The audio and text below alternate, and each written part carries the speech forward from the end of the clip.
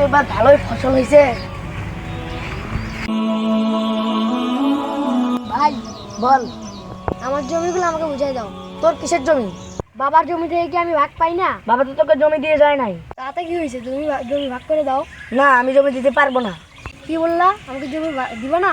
না, তোকে জমি দিতে পারবো না। আচ্ছা, আমিও দেখে নিব। যা পারিস কর গা। পড়ালেখায় কোনোদিন মানে ফাঁকি দিবা না, পড়ালেখায় মনোযোগ দিবা। আসসালামু আলাইকুম হুজুর। ওয়ালাইকুম আসসালাম। আমার বড় ভাই আমাকে জমির ভাগ দিতে যাচ্ছে না। কেন? সে অনেক আগে থেকে চাষ করতেছে, এই জন্য। এটা তো খুব অন্যায়। হুজুর, আমি এখন কি করব? আপনি ধৈর্য ধরেন আর আল্লাহর কাছে দোয়া করেন। হুজুর, আমার জন্য দোয়া করিয়েন ইনশাআল্লাহ।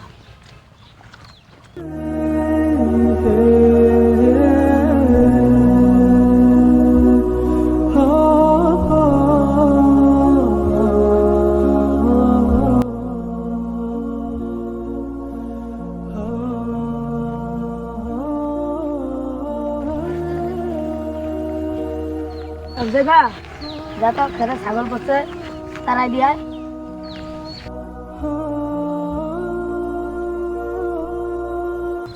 তোর ব্যবস্থা করতেছি, দাঁড়া।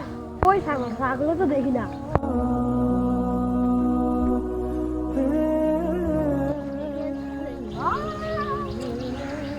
যা এবার জমি নে।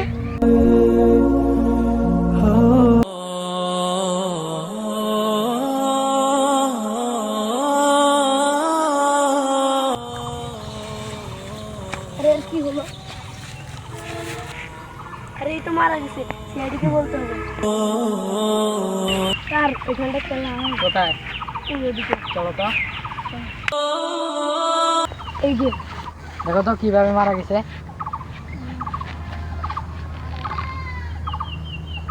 স্যার, এ তো মাথা আঘাতে মারা গেছে। লাশটাকে পোস্টমর্টমে পাঠিয়ে দাও।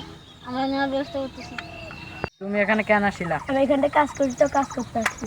তুমি কি খুন হতে দেখছো? না। তুমি কি ওকে চিনো? হ্যাঁ, ওই যে ওদের বাড়ি। আচ্ছা, তুমি যাও। ঠিক আছে, আর বাসায় যাই দেখি। চলেন স্যার। কে আছে, ডাক দাও। বাসায় কেউ আছেন? আপনি কিনেন? এই তো আমার ভাই। আমরা ওখানে একটা লাশ পাইছি।